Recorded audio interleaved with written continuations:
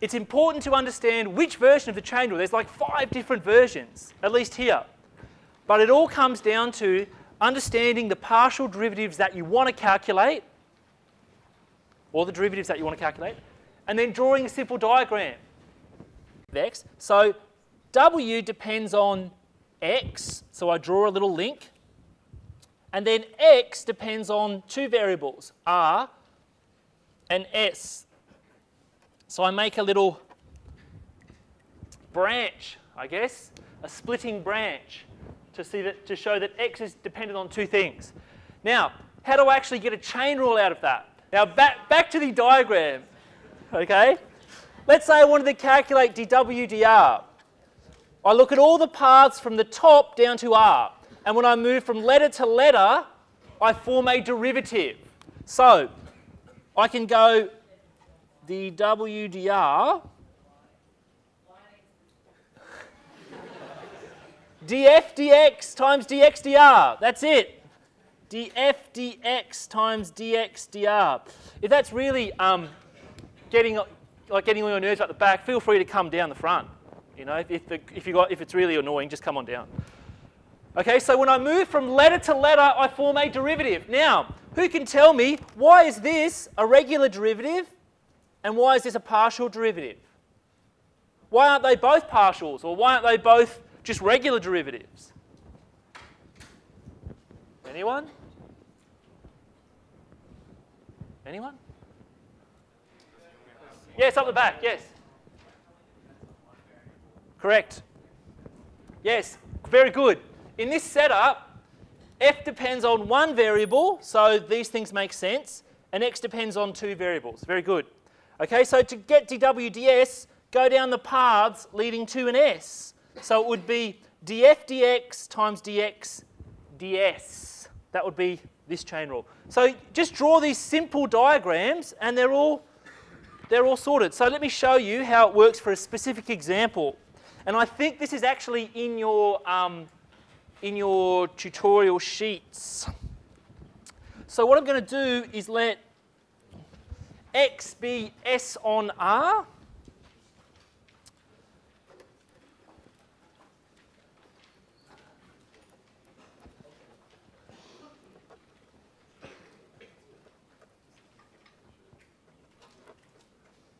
So this is my setup.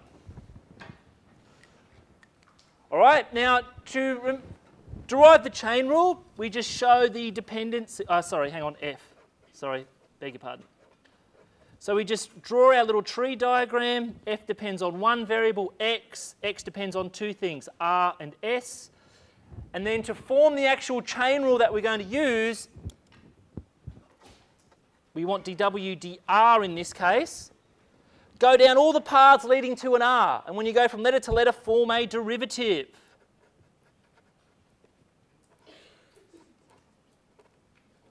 Okay. So now let's actually compute some of these derivatives in our chain rule. df dx is going to be something like 1 on 1 plus x squared, because we're differentiating inverse tan, right? And dx dr is going to be something like, holding the s fixed, it's going to be something like minus s on r squared. So now you have a choice. Which variables do I want the final answer in? Well, in this case, I'm going to do it in terms of r and s because the variable appears in the derivative, dw dr.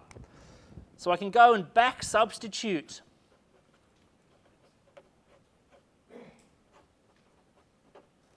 And then all I need to do is just solve this, simplify this, and you can get down to the following.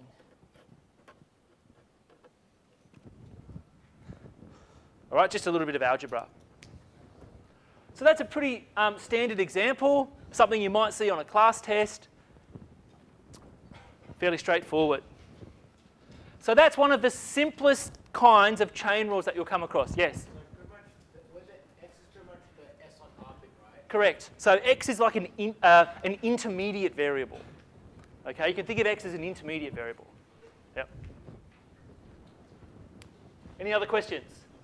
Very standard example. All right, So here, the situation gets a little bit more complex.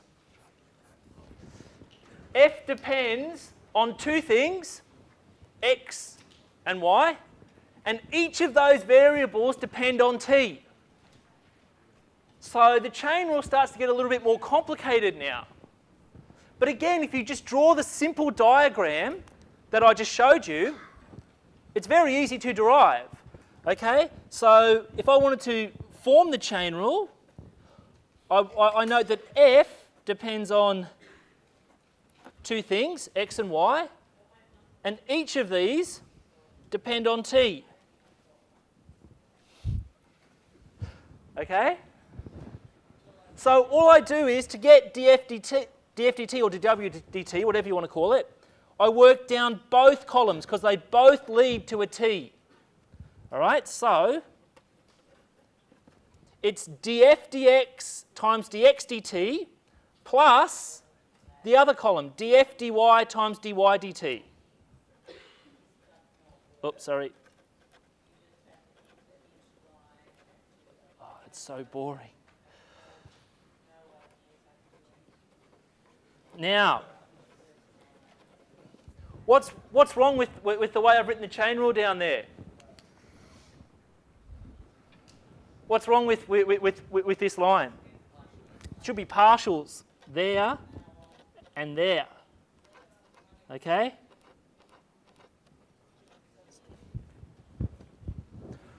Okay, so let's do an example involving that version of the chain rule.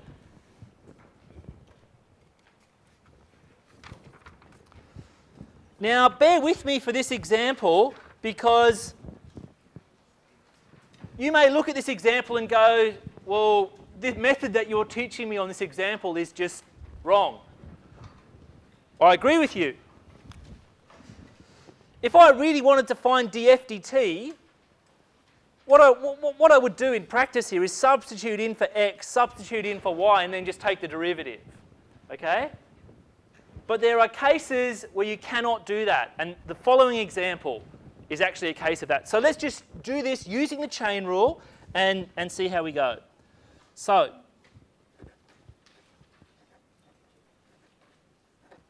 f depends on two variables, x and y, and each of those depend on t. Our chain rule will be the following. All right, df dx times dx dt plus df dy times dy dt. So all I need to do in this example is calculate these four derivatives and then simplify. Okay? That's all we're doing here. Now, yes, I know you can just plug these in and differentiate. I would do the same thing, but we're setting ourselves up for the next example here. So df dx, what's that going to be? It's going to be 2xy squared. dx dt is going to be minus the sine t. df dy is going to be 2y x squared. And dy dt is going to be cos t. So now all I need to do is simplify, get everything in terms of the same variables. So what I'm going to do is substitute in here for x and y. So if we multiply through by that, we're going to have minus sine cubed t.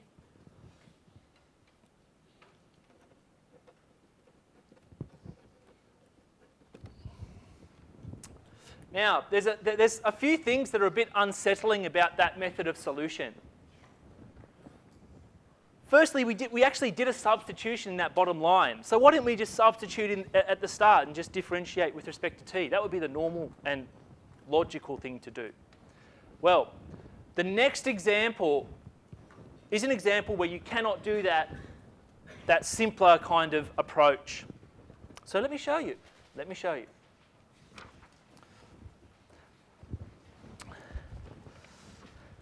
In this example, we've got the ideal gas equation. Now, it relates the pressure, volume, and temperature of a mole of an ideal gas. And Here, P's the pressure in kilopascals, V's the volume in litres, and big T is the temperature in degrees Kelvin. What we're asked to do is find the rate at which the pressure is changing with respect to time at this instant. Now you'll see there's a couple of values here and a couple of derivatives. In particular, derivatives with respect to time. So we can conclude that big T and big V depend on time. Okay, let's say T is in seconds. Okay, so the first thing we need is our chain rule. So again, I'm just going to note that P depends on two things, temperature and volume, and both of those depend on time. Okay, so all I need to do to calculate dP d little t is just go down the branches, form a derivative when I move from letter to letter. Okay, so it's going to be the following. dP d big T times d big T d little t.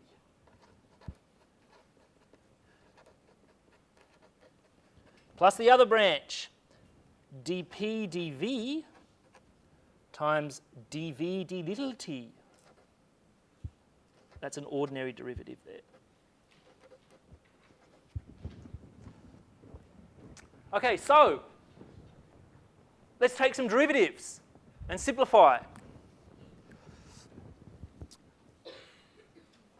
We can simplify this and this. So if we go back to our original equation and differentiate to find the partials, we're going to get 8.31 on big V. Now we don't know what this is in general, so I just got to leave it. This partial will be minus 8.31 big T on V squared. We don't know what this is in general.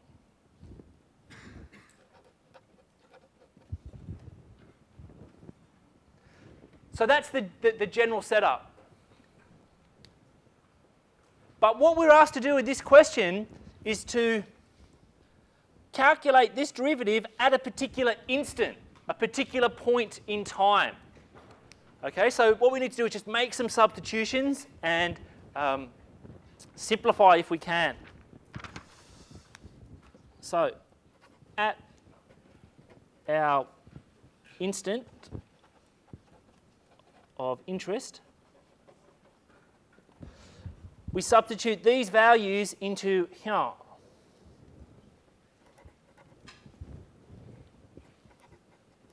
So just subbing in,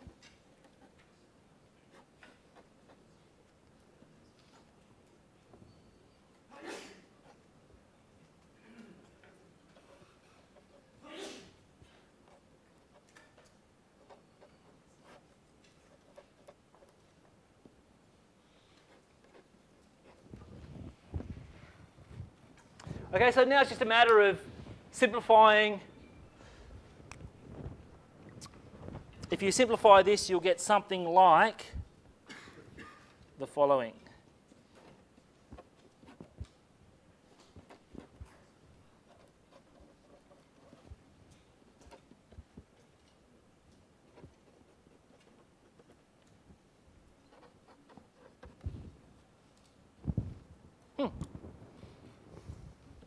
Okay, now remember, in your class test, you won't necessarily have you won't have a calculator. So it's important to, deal with this. There's a quick way to deal with this mentally, but I'm just going to write down the answer. Okay, so that is a good example of what you might see possibly in a class test, possibly as a sub-question on the end semester exam. Okay. So that's a good example. You cannot solve this example by the method that I suggested in the previous example. You can't just make a substitution straight up. Yes? Yes? Oh, sorry. Yes, you're right. It should be, what am I doing? How's that? Better? Thank you. All right. Now, like I said before, the chain rule can get kind of messy, kind of complicated. In this example, you've got W depending on X and Y, and both of those variables depend on two other variables. But you can easily get the chain rule for this just by drawing a picture again. All right, so F depends on X and Y, and both of those depend on R and S. So to get the chain rule, just work your way from the top down to, say, R. There's two ways to get there, and you'll get one chain rule. Work your way down the branches to an S, and you'll get the other chain rule. Okay? It's pretty simple, and it easily generalizes.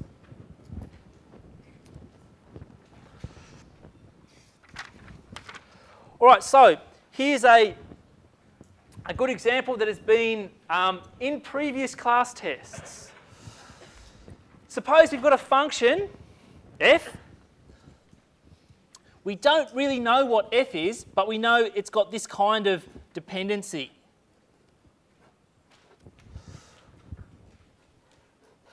What we're asked to do is show that functions of this type satisfy a special equation known as a partial differential equation. Okay? Now we learnt last time that partial differential equations are important for modelling in engineering, applied math, physics, just about everywhere. What we're trying to do here is show that functions of this form satisfy a partial derivative. So what I'm going to do is use the chain rule here to calculate this derivative and this derivative. And then I'm going to show that the equation holds, or the equation balances. So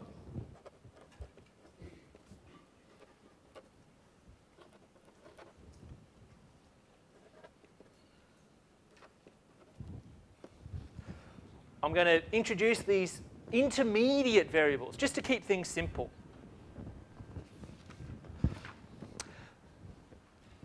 Let's draw our diagram, and then we can formulate our chain rule. F, in this case, F will depend on X and Y. Oops. And X depends on U and V, and Y depends on U and V. So, to calculate our chain rules,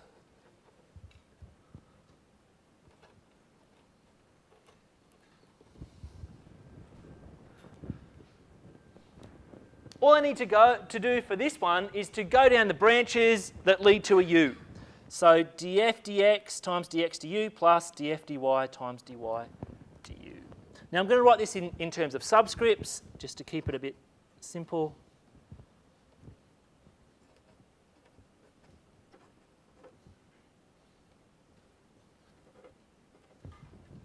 So what I can do now is see if I can simplify this expression.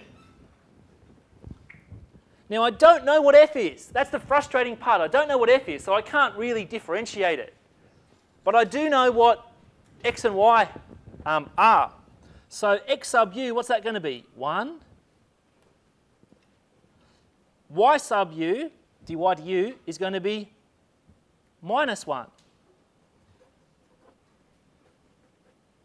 Okay, that's as far as I can take that, because I don't know what f is, so I can't differentiate it. Okay? What about the other chain rule? dz dv. Well, let's work our way down through the branches to v's.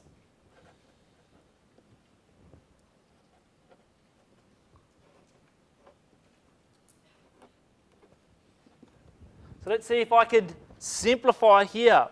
X sub v is going to be minus 1. Y sub v is going to be 1. So what I'm going to do is take these two expressions, sub them into the left-hand side, and see if they all cancel out. If that's true, then the equation will hold, and solutions, there will be a solution, well, I guess functions of this type will be a solution to this equation. So let's call this star.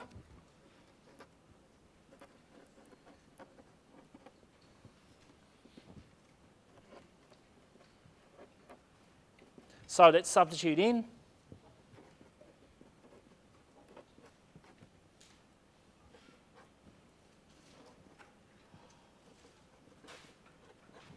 And, well, they're going to cancel out. Oh my God.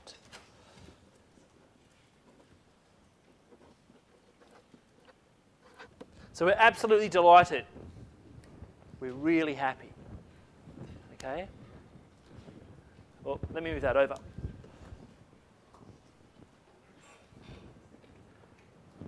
Okay, so we don't know what f is, but we know that if it has a certain structure, it'll satisfy that partial differential equation.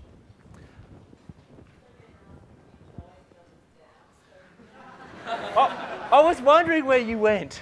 I was wondering. I was kind of missing you in a bizarre way. Yeah. Okay. All right, now it's getting really complicated. F depended on 3 variables, and each of those depend on 1 variable.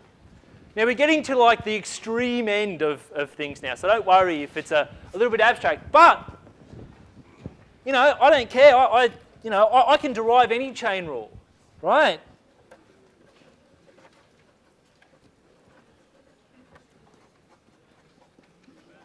That's it. I can derive any chain rule just from a picture. Easy. Okay? Just work your way down to the t's. Go down each branch. When you go from letter to letter, form a derivative and add everything together. That's it. That's it. Okay?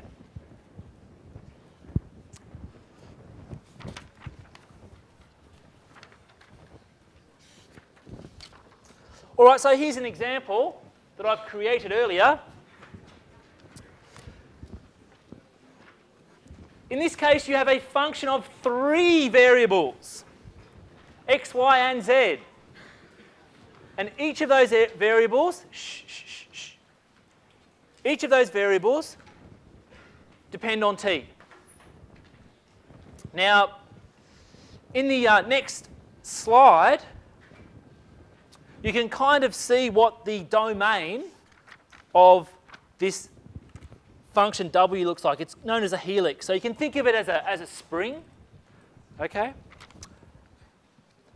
For this setup, we're asked to calculate dw dt, and what is the value of that derivative at t equals 0. So you apply the chain rule, go through, calculate the individual derivatives, simplify, and you'll get your answer. Okay? But that is right on the extreme end of problems for the chain rule.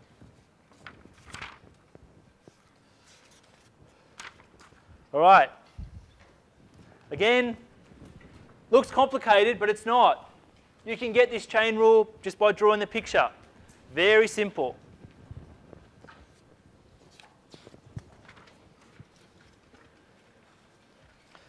So here's another example. Again, one that I've created earlier. Here we've got a function of 3 variables, x, y, and z. Each of those depend on 2 variables. Go through, formulate your chain rule, work out your derivatives.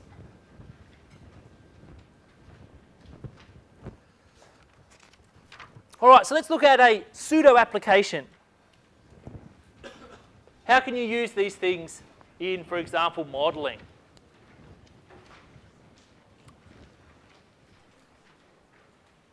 All right, the partial differential equation, 6, is known as a special equation called the advection equation.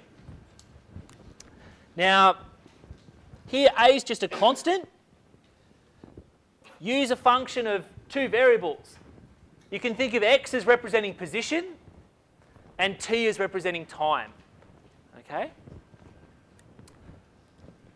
We're asked to use the chain rule to show that a solution to this PDE, the advection PDE, is of this form where f is a differentiable function. Okay? Now, just to give you some sort of insight into that, with advection, you can think of it as representing the transport of salt that's dumped in a river. Okay, if the river is originally fresh water and flowing quickly, the predominant form of transport of the salt in the water will be advective. So you can think of U as representing the concentration of salt in a river at time t at position x. So how far x would represent, position or how far you go down the river. Okay, so let's solve this and use our chain rule somehow. All right, so under this relationship here, f depends. Oh, sorry. Let's make an independent, a intermediate variable. So I'm going to say let v equal x minus at. Okay, a is a constant, x and t are your variables, right? So to set up the chain rule, I notice that f depends on v, and v depends on two things, x and t. Remember, a is a constant. We don't know what it is, but it's just a constant. So to set up our chain rule, we just work from the top to the bottom. All right, so our chain rules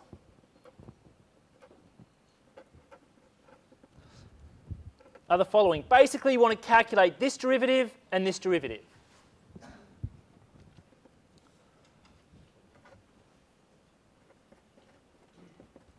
So du dx, that's going to be df dv times dv dx.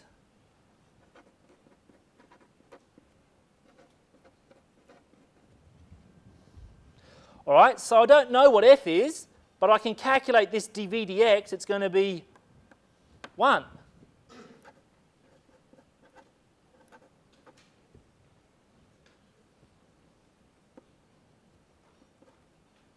What about du dt? Well, that's going to be df dv times dv dt. Again, I can't calculate this, but I can calculate this. dv dt is going to be negative a. So what I do now is just put those two derivatives into my advection, the left-hand side of my advection equation, and see if they cancel everything out.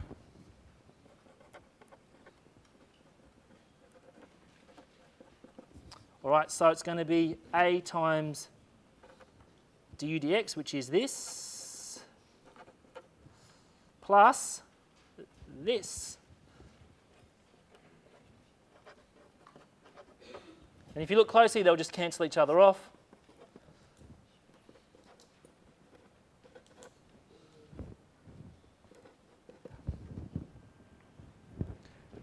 And the equation holds. So there must be a, I guess a solution is of this form. Question? What, sorry? I can't hear. Okay. So, that is the chain rule. That is the chain rule. It's important to understand which version of the chain rule. There's like 5 different versions, at least here. But it all comes down to understanding the partial derivatives that you want to calculate, or the derivatives that you want to calculate, and then drawing a simple diagram.